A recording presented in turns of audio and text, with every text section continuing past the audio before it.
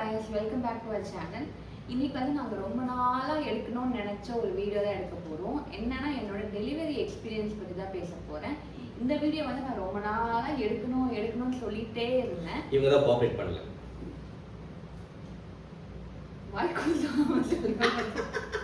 அதுக்கே ஒரு என்ன சொல்றேன்னு யோசிச்சிட்டு இருக்கீங்க.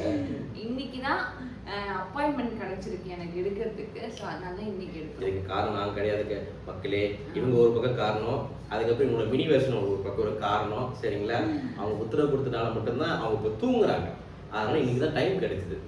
ஓகே, ஸோ எதுக்காக இந்த வீடியோ அப்படின்னா, பிஃபோர் டெலிவரி எனக்கு இருந்த நாலேஜ் வந்து வேறையாக இருந்துச்சு டெலிவரி பற்றி. ஸோ அப்போது எனக்கு நான் கற்றுக்கிட்டது நிறைய. ஸோ என்ன மாதிரி யாராச்சும் இருக்கீங்க அப்படின்னா உங்களுக்கு இந்த வீடியோ யூஸ்ஃபுல்லாக இருக்குன்றதுக்காக தான் ஸ்பெசிஃபிக்காக இந்த வீடியோ எடுக்கிறது. மாம் டு பி யாராச்சும் இருக்கீங்கன்னா உங்களுக்கு கண்டிப்பாக இது யூஸ்ஃபுல்லாக இருக்கும்னு நம்புகிறேன்.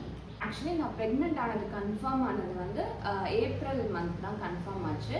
And through out my pregnancy பார்த்தீங்கன்னா ஸ்டார்டிங்லேயே தைராய்டு இருந்துச்சு. ஸோ அதுக்காக ஃபுல்லாக டேப்லெட்ஸ் எடுத்துகிட்டு இருந்தேன். அண்ட் ஒரு 3rd மந்த்லேயே பார்த்தீங்கன்னா நம்ம குளுக்கோஸ் டெஸ்ட் எடுப்போம் இல்லையா, அப்போ வந்து சுகர் இருந்துச்சு. ஸோ ஜிடிஎம் ஆன் டயட்டில் தான் இருந்தேன். அண்ட் 7th மந்த் போல் பிபி வந்துச்சு. So throughout my pregnancy இந்த மாதிரி இஷ்யூஸில் தான் போயிட்டு இருந்துச்சு. பிபி வந்து எதுக்கு அதிகமாகும் அப்படின்னா, ப்ரெக்னென்சி இருக்கிற மோஸ்ட்லி எல்லாருக்கும் பிபி கொஞ்சம் அதிகமாக தான் சில பேருக்கு காட்டும். அதில் வந்து இவங்களுக்கு ரொம்ப அதிகமாக தான் காட்டுச்சு. அண்ட் அதே மாதிரி வந்து பார்த்தீங்கன்னா ரொம்ப லைக் ஐயோ பாப்பா வந்து லைக் இது நார்மல் டெலிவரி பிறக்குமா இல்லை சிசேரியன் பிறக்குமா அந்த ஒரு கன்ஃபியூஷன் மைண்டாக இருக்கும். அதுக்கப்புறம் வந்து இது ஆண் குழந்தையா பெண் குழந்தையா இதுவே வந்து ஓவர் திங்கிங்காக இருக்கும். திடீர்னு வந்து பார்த்தீங்கன்னா லைக் நைட்டு கரெக்டாக தூங்க முடியாது. ஸோ இதெல்லாமே உங்களுக்கு வந்து ஸ்ட்ரெஸ் ரொம்ப உங்களுக்கு அதிகமாக இருக்கும்.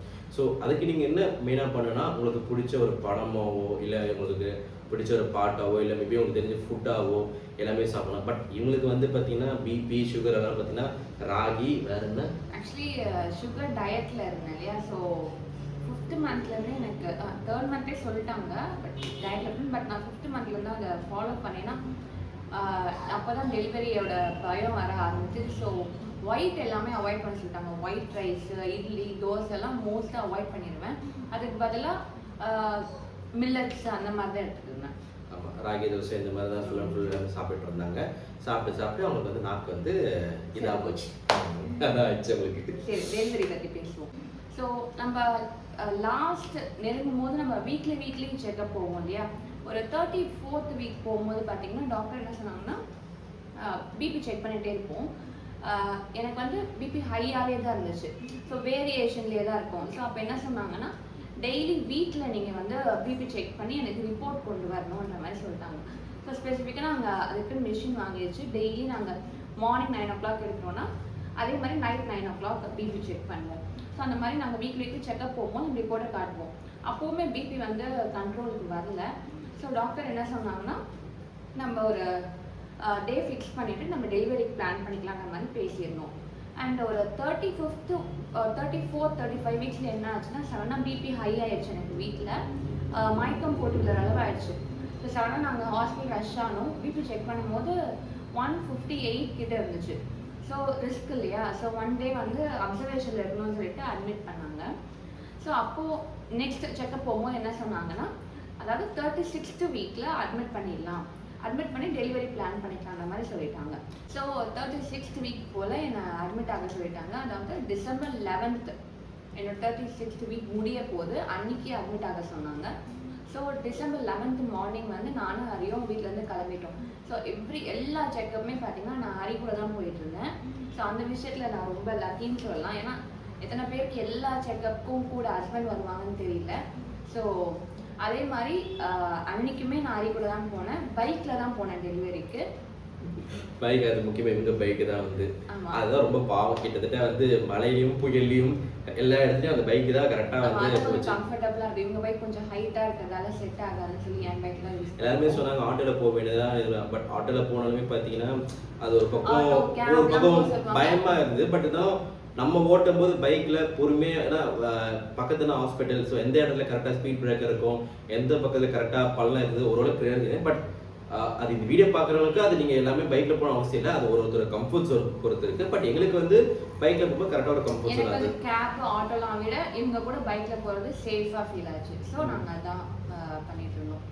அட்மிட் ஆகிற அன்னைக்கு மார்னிங் அதே மாதிரி தான் எழுந்து ஆக்சுவலி நம்ம ப்ரெக்னன்சி எண்டில் ஆக டெம்பிள்லாம் போகக்கூடாதுன்னு சொல்லுவாங்க. பட் எனக்கு வந்து ஒரு நம்பிக்கை என்னன்னா, எங்கள் வீட்டுக்கிட்டேயே ஒரு கோவில் இருக்குது, அது வந்து கொஞ்சம் எனக்கு பாசிட்டிவ் வைப் கொடுக்குற மாதிரி எனக்கு இருக்கும். ஸோ அன்னைக்கு மார்னிங் வந்து அந்த டெம்பிளுக்கு போயிட்டு கற்பூரெல்லாம் ஏற்றிட்டு நாங்கள் ப்ரே பண்ணிவிட்டு கிளம்பிட்டோம்.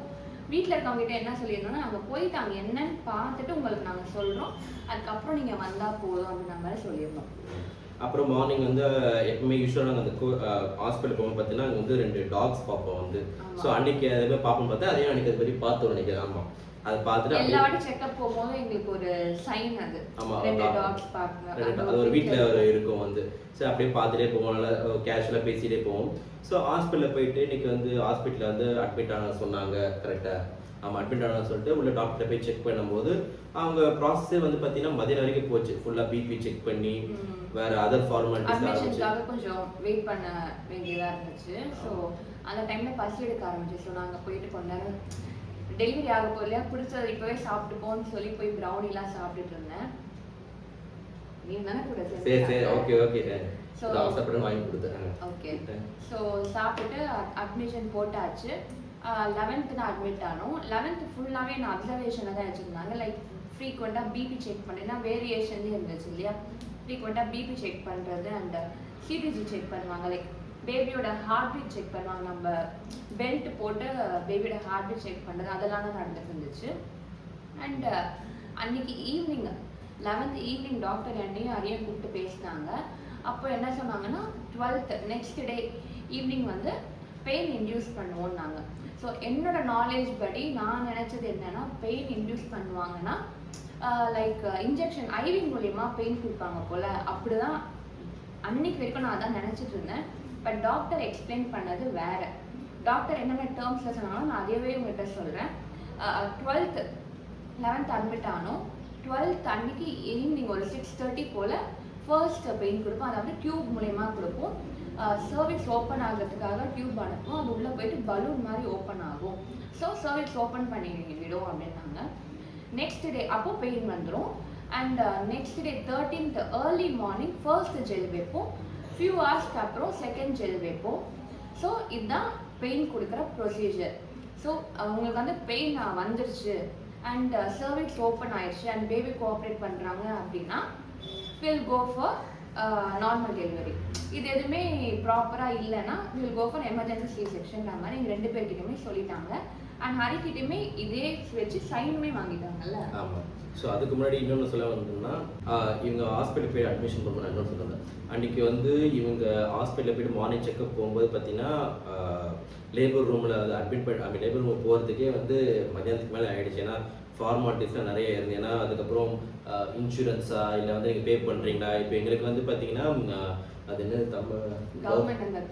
ஆமாம், கவர்மெண்ட் ஸ்கீம் ஒரு கார்டுன்னு சொல்கிறது, எல்லாருக்குமே அது இருக்கும்னாங்க. ஸோ இதுவான்னு சொல்லிட்டு செக் பண்ணி சைன்லாம் போட்டு வர்றதுக்கு ஒரு 2 hours கிட்ட ஆகிடுச்சு. ஸோ அதுக்கப்புறம் தான் மேலே லேபர் வார்டில் வந்து உள்ளே போனாங்க. அப்போ தான் வந்து அவங்க அரசியலில் நிற்கிற மாதிரி இப்படின்னு சொல்லிட்டு அவங்க போனாங்க. சரிங்களா,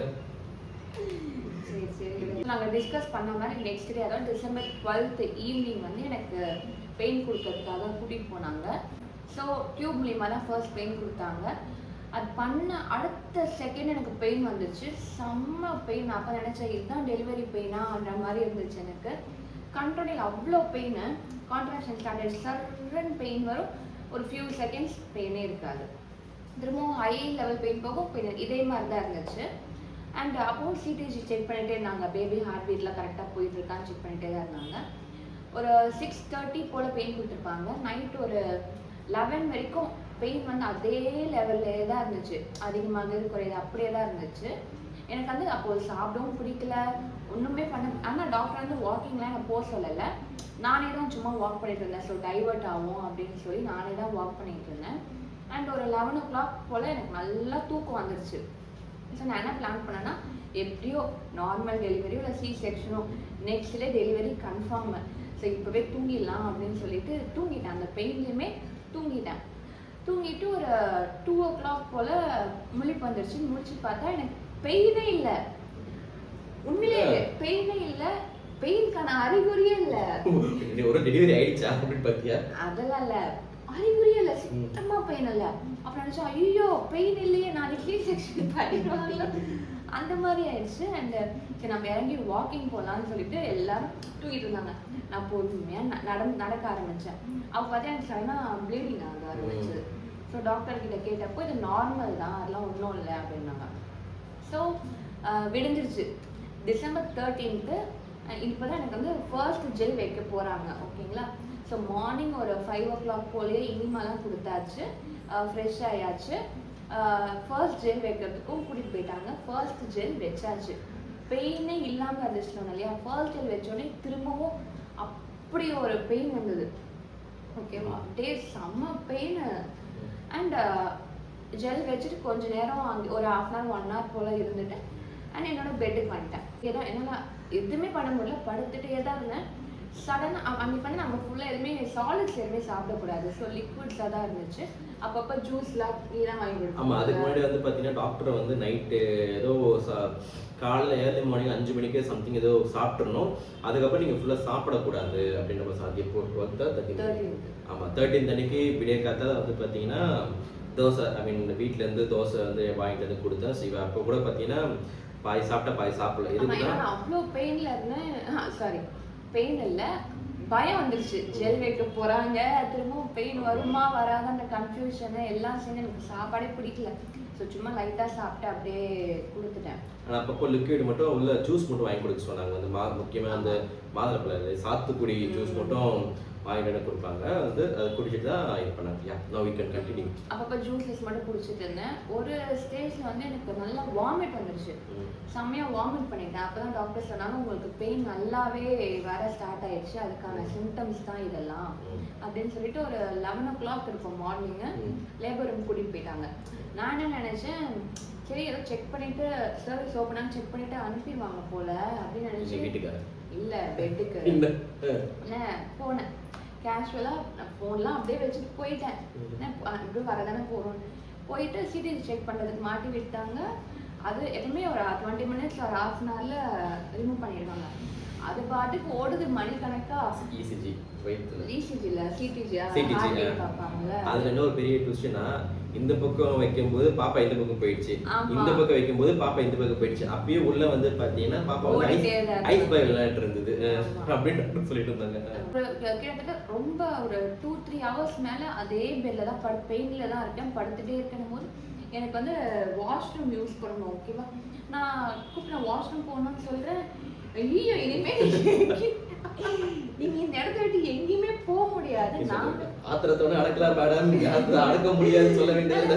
இல்லைங்க, வாஷ்ரூம் யூஸ் பண்ணணும். இல்லை நீங்க எங்கேயுமே போகக்கூடாது, உங்களுக்கு சர்வீஸ்லாம் ஓப்பன் ஆக ஆரம்பிச்சிச்சு, எங்கேயும் அனுப்ப மாட்டோம், நாங்களே உங்களுக்கு பிளாடரை எம்டி பண்ணி விடுவோம் அப்படின்னு சொல்லி அதெல்லாம் பண்ணிட்டு இருந்தாங்க. ஒரு அது வரைக்கும் நான் வந்து ரொம்பலாம் கத்திட்டுலாம் இல்லை, ஏன்னா பெயின் வந்துருச்சு. நம்ம ரியலைஸ் பண்ண ஆரம்பிச்சாச்சும் நம்ம கத்தி இது பண்ணுறதுலாம் எனக்கு இஷ்டம் இல்லை.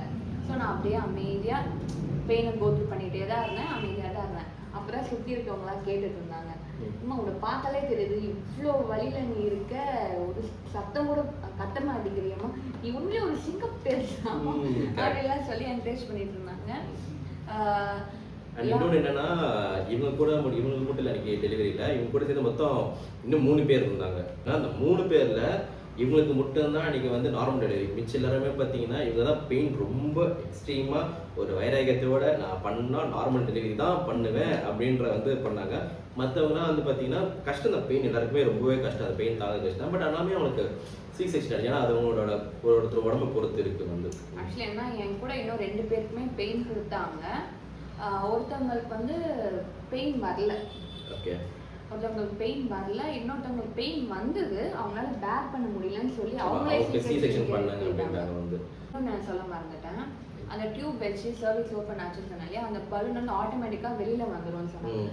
எனக்கு பெயினும் இல்லை, நல்ல பெயினும் இல்லை, பலூனும் வெளில ஐயோ நினச்சிட்டு அப்புறம் ஜெல் வச்சிருக்க அப்புறம் பெயின் வந்துடுச்சு. ஸோ அன்னைக்கு எனக்கு தெரிஞ்ச அந்த ஹாஸ்பிட்டலில் ஒரு 4 டெலிவரிஸ் நினைக்கிறேன், 4 to 5 டெலிவரிஸ் இருந்துச்சு. அதில் எனக்கு மட்டும்தான் நார்மல் டெலிவரி இருந்துச்சு. ஆஃப்டர்நூன் மேலே ஆயிடுச்சு. அதே மாதிரி பெயின் வந்துட்டு என்னால் ஒரு கட்டத்துக்கு மேலே பேர் பண்ண முடியல. அவ்வளோ நேரம் நான் கத்தவே இல்லை. ஆக்சுவலி நான் மனசில் என்ன வச்சுருந்தேன்னா, கத்தி கத்தி ஆர்ப்பாட்டம் பண்ணி நம்ம குழந்தை வெளில வரும்போது நம்ம அப்படி வெல்கம் பண்ணக்கூடாதுன்றதுல நான் ரொம்ப கான்ஷியஸாக இருந்தேன். ஸோ அதனால் பேர் பண்ண முடிகிறப்ப தான் நம்மளுக்கு கடவுள் கொடுக்குறாரு, நம்ம பேர் பண்ணிக்கலாம் அப்படின்னு சொல்லி கத்தாமல் தான் இருந்தேன். ஒரு கட்டத்தில் லாஸ்ட் ஒரு 1 hour அது எதனால் அப்படி ஆச்சுன்னா, நல்லாவே சர்வீஸ் ஓப்பன் ஆக ஸ்டார்ட் ஆயிடுச்சு. அண்டு அப்போது டாக்டர் என்ன பண்ணாங்கன்னா, வாட்டர் பிரேக் ஆகலை இல்லையா, ஸோ அவங்களே பிரேக் பண்ணிட்டாங்க வாட்டர். ஏதோ டூல்ஸ் ஆகிடுச்சு, அவங்களே ஏதோ பண்ணாங்க, வாட்டர் பிரேக் ஆகிடுச்சு. அப்போ தான் இன்னும் நல்ல பெயின் வந்தது. வாட்டர் பிரேக் ஆகி நல்லா பெயின் வந்தது இல்லையா, ஸோ நல்லா எக்ஸ்ட்ரீம் பெயினை கண்ட்ரோல் பண்ணவே முடியல. லாஸ்ட் ஒரு 1.5 hours 1 hour நினைக்கிறேன். அப்போ தான் கத்த ஆரம்பித்தேன். அப்போது நான் வந்து டாக்டர் சிஸ்டர்ஸ் யாரையுமே கூப்பிட்டுக்கல, ஏன்னா இதுதான் ப்ராசஸ் நம்மளுக்கு தெரியும், அவங்க நம்ம டிஸ்டர்ப் பண்ணக்கூடாது. அவங்களே அதெல்லாம் செக் பண்ணிட்டு தான் இருந்தாங்க ஃப்ரீக்வெண்ட்டாக. நான் கத்துறதை பார்த்து ஒரு சிஸ்டரே வந்து உங்களுக்கு ரொம்ப வலிக்குதா, ஆமாம் ரொம்ப வலிக்குதும் போது அகைன் செக் பண்ணி பார்த்துட்டு இந்த மாதிரி இன்னும் உங்களுக்கு 1/2 hour டெலிவரி ஆகிடும் அப்படின்னாங்க. அப்பாடா அப்படின்னு. அப்புறம் வந்து அகைன் அந்த மாதிரி கதிரே அந்த முடியல வழியில். ஸோ அப்புறம் அப்பப்போ வந்து செக் பண்ணிகிட்டே தான் இருந்தாங்க. ஒரு கட்டத்தில் எனக்கு நல்லா தெரியுது பேபி அப்படியே அவங்களே புஷ் ஆகுறாங்க நல்லா. ஆமாம், அதனால நல்லா ஃபீல் ஆகுது, அப்படியே இங்கேருந்து புஷ் ஆகுது அப்படின்றது நல்லா எனக்கு தெரியுது. ஆமாம், அப்போ சிஸ்டர்ல நீங்கள் இப்போ புஷ் பண்ணக்கூடாது, வெயிட் பண்ணுங்க, நாம சொல்லுவோம். அப்போ நான் பண்ணலங்க, நான் இப்படி தான் சொல்கிறேன், நான் பண்ணல, அது ஆட்டோமேட்டிக்காக புஷ் ஆகுது அப்படின்னு. அப்புறம் திரும்பவும் செக் பண்ணி பார்த்தாங்க, நீங்கள் புஷ் பண்ணாதீங்க, இப்போ பண்ணக்கூடாது, அப்புறம் பேபி வந்து வெயிட் பண்ணுங்கன்னு சொல்லி டாக்டர் பக்கத்து ரூமில் தான் இருந்தாங்க. ஸ்பீடாக டாக்டர் வந்து க்ளவுஸ்லாம் போட அதுக்குள்ளே பேபி வரப்போகுதுன்னு நினைக்கிறேன். அப்புறம் வந்து டாக்டர் வந்து இந்த மாதிரி பொசிஷனில் புஷ் பண்ணுங்கன்னு சொல்லி புஷ் பண்ண சொன்னாங்க. ஃபர்ஸ்ட் புஷ்ல பேபியோட ஹெட் வந்துச்சு. அப்போது ஆக்சுவலி இந்த இடத்துல டாக்டர் பற்றி சொல்லி ஆகணும். நான் வந்து இன்னொன்று என்ன பயன்னா, டாக்டர்ஸ் எப்படி ட்ரீட் பண்ணுவாங்க நம்மளை டெலிவரி டைமில். டாக்டர்ஸ் சில டாக்டர்ஸ் வந்து டென்ஷன் ஆகிடுவாங்களோ அப்படிலாம் ரொம்ப பயந்தேன். பட் எனக்கு அன்றைக்கி வந்து டாக்டர் வந்து ரொம்ப ஸ்வீட், அவங்க ரொம்ப சாஃப்ட்டு. ஸோ ஃபர்ஸ்ட் புஷ்ல பேபி ஹெட் வெளில வந்துருச்சு. அவங்க என்கிட்ட சொன்னாங்கன்னா, வெரி குட் பிரசிதா, இதே மாதிரி இன்னும் ஒரு புஷ் பண்ணுங்க. இன்னும் ஒரு புஷ்ல பேபி ஃபுல்லாக வெளில வந்துட்டாங்க. ஸோ பேபி வந்துட்டாங்க, எடுத்து என்கிட்ட இப்படி காட்டினாங்க, உங்களுக்கு கேர்ள் பேபி. நான் நினைச்ச மாதிரி கேர்ள் பேபி. ஆமா, இவங்க பாய் நினைச்சாங்க ஆக்சுவலி. ஓகே, ஆனா என்ன நான் பிரெக்னன்ட் ஆனப்போ என்ன பாக்குற எல்லாரும் என்கிட்ட சொன்னது என்னன்னா, உங்களுக்கு பையன் தான். பாய் எங்க அப்பா மட்டும் தான் கரெக்டா வந்து உனக்கு கேர்ள் பாப்பா அப்படினாரு. எல்லாரும் சொன்னது பாய். யாரு பார்த்தாலுமே உனக்கு பையன் தான்மா, பையன். யாரு பார்த்தாலுமே அதை சொன்னாங்க, அப்பா மட்டும் தான் பொண்ணுன்னு சொன்னாங்க. முக்கியமா ஒரு பூசாரி இருக்காரு, அவரு தான் வந்து சொன்னாரு, உனக்கு வந்து உன்னோட இதுக்கு ஆம்பளை பையன் தான் பண்ணி வேணா. ஒரு முருகர் கல்யாணத்துக்கு போயிருந்தோம். அந்த டைம்ல முருகர் கல்யாணம் பண்ணுறது சொல்லிட்டு போயிருந்தோம். அங்க இருந்த ஐயர் வந்து ஸ்பெசிஃபிக்கா என்கிட்ட வந்து, உனக்கு வந்து சுகப்பிரசவம் தான்மா, அந்த முருகனே வந்து பிறப்பாமா 2 வாட்டி சொன்னாரு. நான் நினைச்சேன், பூசாவே சொல்றேன், பையன் தாத்தா எடுத்து உனக்கு கேர்ள் பேபின்னு. ஒரு பக்கம் நல்ல ஹாப்பி தான், இந்த டிஸப்பாயின்மெண்ட்லாம் இல்லை, ஹாப்பியாக தான் இருந்துச்சு. அப்புறம் பேபி காட்டிட்டு டக்குன்னு NICU ஸ்டாஃப்ஸ்லாம் இருந்தாங்க, அவங்க கிட்ட ஹேண்ட் ஓவர் பண்ணிட்டாங்க பேபியை. ஸோ NICU ஸ்டாஃப்ஸ்லாம் பேபியை எக்ஸாமின் பண்ணிட்டு இருந்தாங்க. அப்போது ஒரு டேர்ம் யூஸ் பண்ணிட்டு இருந்தாங்க, பாலி என்னமோ. நான் அது உங்களுக்கு நெக்ஸ்ட் வீடியோவில் கரெக்டாக சொல்கிறேன் என்னன்னு. அப்படின்னா நான் யோசிச்சேன், என்ன ஏதோ பாலின்னு ஏதோ பேசிக்கிறாங்களே, என்ன ஆச்சுன்னு தெரியலையேன்னு போது அப்புறம் நான் அதை மறந்துட்டேன். இங்கே எனக்கு டெலிவரி ஆனதுக்கப்புறம் ஸ்டிச்சஸ் ஒர்க்லாம் போயிட்டு இருந்துச்சு, அதில் அப்படியே மறந்துட்டேன். ஸ்டிச்சஸ்லாம் போட்டாச்சு. டெலிவரி விட ஸ்டிச்சஸ் போடுறது தான் ரொம்ப பெரிய ப்ராசஸாக போயிட்டே இருந்துச்சு. ஸ்டிச்சஸ்லாம் போட்டுட்டு கொஞ்ச நேரம் லேபர் ரூம்லேயே தான் இருந்தேன் நான். அப்புறம் தான் ரூம் ஷிஃப்ட் பண்ணியாச்சு. பேபி என்கிட்ட கொடுக்கவே இல்லை, ஏன்னா மேலேயே தான் NICUவில் தான் இருந்தாங்க பேபி கொஞ்ச நேரம். ஈவினிங் வந்து 5:15 நிட்டாரா ஆனானா, நைட் வரைக்குமே வரல. மார்னிங் ஒரு 10 o'clock போல தான் கொடுத்தாங்கன்னு நினைக்கிறேன். அது வரைக்கும் பேபி என்கிட்டே இல்லை, NICUவில் தான் இருந்தாங்க. ஃபீட் பண்ணவும் முடியல, போகலை, கொடுக்கல பேபி. எங்களுக்கு ஆல்ரெடி ரொம்பவே சுகப்பிரசனால ஃபுல்லாக எல்லா ஸ்ட்ரென்த்தும் போயிடுச்சு, கொஞ்சம் மயக்கத்துலேயே இருக்கும் நினைக்கிறேன். கரெக்டாக இல்லை, ஆக்சுவலி நான் என்ன நினச்சேன்னா டெலிவரி ஆனோடனே மயங்கிடுவோம், நம்ம படத்துலலாம் பார்த்துருக்கோம்ல, டெலிவரி ஆனோடனே மயக்கம் போட்டுருவோம், கான்ஷியஸ் அப்படிலாம் நினச்சேன். பார்த்தா நான் பேசிட்டு தான் இருக்கேன், என்ன நம்ம மயக்கவே இல்லை அப்படிலாம் இருந்துச்சு. ஆனால் பேபி கீழே கூட்டிகிட்டு வரல அவங்க ஃபீட் பண்ணுறதுக்கு. ஸோ பிரெஸ்ட் ஃபீடிங் பற்றி நான் தனியாக ஒரு வீடியோவில் சொல்கிறேன். ஸோ அப்புறம் தான் எனக்கு தெரிய வந்து அந்த பாலின் ஒரு டேர்ம் யூஸ் பண்ணாங்கன்னு சொன்னேன் இல்லையா. நிட்டாராக்கு வந்து 6 ஃபிங்கர்ஸ், ரைட் ஹேண்டில் தம் ஃபிங்கரில் இன்னொரு ஃபிங்கர் ஜாயின் ஆன மாதிரி இருக்கும். மோஸ்ட் ஆஃப் பீப்புள் நான் வந்து இங்கே தான் பார்த்துருக்கேன், குட்டியாக ஒரு ஃபிங்கர் இருக்கும். பட் நிட்டாராக்கு வந்து தம் ஃபிங்கரே இன்னொரு தம் ஃபிங்கர் மாதிரி இருக்கும். அதுதான் அந்த பாலின் யூஸ் பண்ண டேர்ம். ஸோ இந்த ப்ரெக்னென்சி ஃபுல்லாக நிறைய இஷ்யூஸ்லாம் இருக்கும் இல்லையா நம்மளுக்கு. ஸோ அதெல்லாம் வந்தாலுமே கடவுள் நம்மளுக்கு வந்து நார்மல் டெலிவரி கொடுத்துருக்காருன்னு சொல்லிட்டு எனக்கு இன்னைக்கு வரைக்கும் ஒரு ஹாப்பி. பட் ரொம்ப ஹாப்பி. ஆமாம், ஆக்சுவலி டபுள் மைண்டாக தான் இருந்தேன். ஏன்னா 5th மந்த்லேயே வந்து வாட்டர் லெவல் அதிகமாக தான் இருந்துச்சு எனக்கு. ஸோ எது வேணாலும் இருக்கலாம் சொல்லி அக்செப்ட் பண்ணுற இது அப்போவே எனக்கு வந்துருச்சு. எதுக்காக மெயினாக இந்த வீடியோ போடுறோம் அப்படின்னா, ஒருத்தவங்க வந்து ஒவ்வொன்றும் எக்ஸ்பீரியன்ஸ் பண்ணுவாங்க அவங்களோட டெலிவரியில். ஸோ நான் வந்து டெலிவரி பற்றின தாட்ஸ் இருந்தது வேறு, எனக்கு நடந்தது வேறு. ஸோ என்ன மாதிரி யாராச்சும் இருக்கீங்கன்னா உங்களுக்கு கண்டிப்பாக இந்த வீடியோ யூஸ்ஃபுல்லாக இருக்கும்னு நம்புகிறேன். அண்ட் நார்மல் டெலிவரினா ஈஸி, சி செக்ஷன் தான் டஃப், அவங்க தான் வந்து ரொம்ப கோத்ரூ பண்ணுறாங்க. எஸ், அஃப்கோர்ஸ் அவங்களுக்கு வந்து நிறைய இருக்குது, இல்லைன்னு சொல்லலை. பட் நார்மல் டெலிவரிலையும் இவ்வளோ இருக்குது. ஸோ நார்மல் டெலிவரி தானே, உனக்கு என்ன, நீ எல்லாமே பண்ணலாம்ல, உனக்கு என்ன, நீ அவ்வளோ கஷ்டம்லாம் பரல அப்படிலாம் இனிமேல் யாருமே பேசாதீங்க. அது கஷ்டம். ஆமாம், டெலிவரின்னு வந்துட்டாலே அது வந்து கஷ்டம், ஸ்ட்ரகிள்ஸ் ஃபேஸ் பண்ணுறது தான். அது வந்து வெர்ஜினல் டெலிவரியாக இருந்தாலுமே சரி, சி செக்ஷனாக இருந்தாலும் சரி, டெலிவரின்னு வந்தாலே நம்ம ஸ்ட்ரகிள்ஸ் கோ த்ரூ பண்ணுறோம் தான். ஸோ டெலிவரி ஆனவங்களே இப்படி பேசாதீங்க இனிமே யாருமே. அண்ட் இன்னொரு முக்கியமான என்னன்னா, எங்கள் ஃபேமிலி வந்து டாக்டர் வந்து மதியம் காலையில் ஐ மீன் நெக்ஸ்ட் டே 13:30 ஆகிடுச்சு. சரி இன்ஜெக்ஷன் கொடுத்துட்டாங்க, அது பண்ணிட்டாங்க அப்படின்னு சொன்னாங்க. நாங்களும் மதியத்துலேருந்து பார்த்துட்ருக்கோம் எப்படா டெலிவரி ஆகும்னு சொல்லிட்டு. இவங்க ஃபேமிலி வேற கொஞ்சம் பெத்த ஃபேமிலினா மாயாண்டி குடும்பத்தார மாதிரி மாமார்கள், அப்புறம் வந்து அத்தைமார்கள், மாமிமார்கள், அப்பா அம்மா, அதுக்கப்புறம் முக்கியமாக வந்து இந்த வாண்டுகள் எல்லாம் வந்துருச்சு, எப்போ குழந்தைய பார்க்கணும்னு சொல்லிட்டு. நாங்களும் ஒவ்வொரு வாட்டியும் வந்து லேபர் வார்டு இப்படி திறக்கும் போது ஐயோ வராங்க போல அப்படின்னு நினச்சிட்டு இருந்தோம். அண்ட் அதே மாதிரி வந்து பார்த்தீங்கன்னா கொஞ்சம் ஒரு மதியானத்துக்கு மேலே ஆயிடுச்சு. பார்த்தீங்கன்னா இன்னைக்கு 3 பேருக்கு இவங்களை தாண்டி மிச்சம் 2 பேருக்கு வந்து குழந்தை பிறக்குன்னு சொன்னால் அவங்களோட ஐ மீன் ஹஸ்பண்ட்லாம் கூப்பிட ஆரம்பிச்சிட்டாங்க. கூப்பிட்டு வச்சு உள்ளே வந்து பேசிட்டு இருக்காங்க.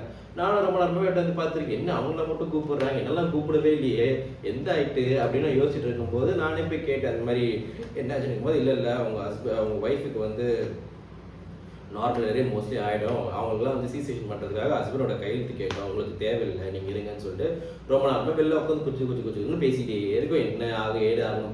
கடைசியாக வந்து அங்கே வேலை செய்கிற ஒரு அக்கா வந்து சொன்னாங்க, பாப்பா பிறந்துடுச்சு வந்து அப்படின்ற மாதிரி சொன்னாங்க. ஆனால் என்ன பாப்பா ரிவீல் பண்ணல.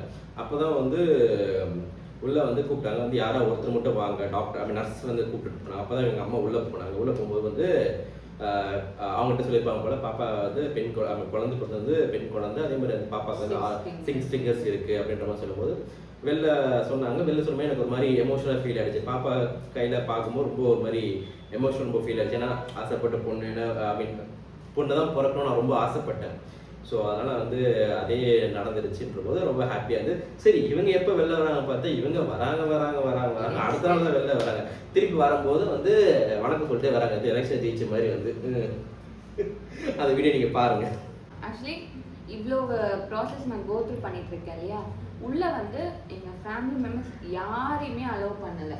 ஆமாம், உண்மையாகவே யாருமே உள்ள அலோவே கிடையாது. நான் முக்கியம் அம்மாவே அலோவ் பண்ணலை, ஹஸ்பண்டே அலோவ் பண்ணலை. இது எல்லா ப்ராசஸுமே தனியாக தான் நான் கோ த்ரூ பண்ணேன். ஸோ அது வந்து எனக்கு இன்னும் கொஞ்சம் ரிலீஃபாகவே இருந்துச்சுன்னு சொல்லலாம். கூட யாராச்சும் இருந்தால் தான் நம்மளுக்கு வந்து கொஞ்சம் நம்ம வந்து வீக் ஆகிடுவோம், எமோஷன் நம்ம வீக் ஆகிடுவோம். ஸோ இது தனியாக நம்ம ஃபேஸ் பண்ணும்போது கொஞ்சம் தெளிவாக தான் இருந்தேன். அதுக்கப்புறம் பார்த்தீங்கன்னா நெக்ஸ்ட் டே தான் வந்து நிட்டாரா மேலே என்ஐசி நானும் ஒரு என்ன பண்ணேன் 2 வாட்டி போய் என்ஐசியில் போய் வந்து மேலே போய் அவளை பார்த்துட்டு வந்தேன், என்ன இருக்கா ஏது இருக்கா. ஏன்னா எல்லா பாப்பாவும் ஒரே மாதிரி இருந்தால் என்னென்னு கண்டுபிடிக்கவே முடியல என்ஐசியில். கடைசியில் இந்த 6 விரல் இருக்குன்ற போது ஓகே இதான் நம்ம பாப்பா அப்படின்ற போது கரெக்டாக தெரிஞ்சு சும்மா என்ஐசி உள்ளே யாரும் மோஸ்ட் போகக்கூடாது, பட் ஒரு வாட்டி மட்டும் உள்ளே போயிட்டு பார்த்துட்டு அவங்க ஏதோ ஷீட் ஏதோ வாங்கி கொடுத்தாங்க. அப்போ வந்து ஷீட்டு மட்டும் ஏதோ வாங்கி கொடுக்க சொன்னாங்க, பாப்பாவுக்கு ஏதோ வேணும்னு சொல்லி சொன்னாங்க. அப்போ மட்டும் வாங்கிப்போம் பார்த்தேன். ஆனால் அடுத்த நாள் தான் ஒரு மத்தியான டைம், இந்த மாதிரி டைம் ஒரு மத்தியானம் 1 மணி அப்படின்ற டைமில் தான் என்ஐசிக்கு வந்து சின்ன மேடம் வராங்க. அப்போ தான் பெரிய மேடம் வந்து வணக்கம் சொல்லிட்டு, சின்ன மேடம் வந்து என்ஐசிலேருந்து லேபர் வார்டுக்குள்ளே போகிறாங்க. அப்புறம் வந்து பெரிய மேடம் வந்து ஐ மீன் நார்மல் வார்டுக்கு ஷிஃப்ட் பண்ணுறதுக்கு வராங்க. 2 மேடம் சேர்ந்து வெளில வணக்கம் சொல்லிட்டு வராங்க. பாப்பாவை என்கிட்ட கொடுத்து உடனே ஃபீட் பண்ண சொன்னாங்க. அதுக்கப்புறம் நடந்ததெல்லாம் தனி வீடியோவா வந்த ஒரு பெரிய கண்ணி இருக்கு. ஆமா. சோ இந்த வீடியோ உங்களுக்கு வந்து பிடிச்சிருக்கு. இந்த வீடியோ மெயினா எதுக்குன்னா மாம் டு பி யாராச்சும் இருக்கீங்க, உங்களுக்கு டெலிவரி ஆக போகுது அப்படின்னா உங்களுக்கு ஒரு கொஞ்சமாச்சும் உங்களுக்கு இன்ஃபர்மேஷன் கிடைக்கும்ன்றதுக்காக தான் மெயினா இந்த வீடியோ எடுக்கிறது. இந்த வீடியோ உங்களுக்கு பிடிச்சிருந்துச்சுன்னா லைக் பண்ணுங்க, ஷேர் பண்ணுங்க, கமெண்ட் பண்ணுங்க. மறக்காம எங்க சேனலுக்கு சப்ஸ்கிரைப் பண்ணுங்க. உங்களுக்கு இதே மாதிரி ஏதாவது பிரெக்னன்சி டவுட் இருந்தா என்கிட்ட கேளுங்க. அதே மாதிரி இன்ஸ்டால இருப்பாங்க, இவங்க வந்து யூடியூப்ல கமெண்ட் பண்ணுங்க. யூடியூப்லயும் கமெண்ட் பண்ணுங்க, இவங்க வந்து கிளாரிஃபை பண்ணுவாங்க. சரிங்களா? பை.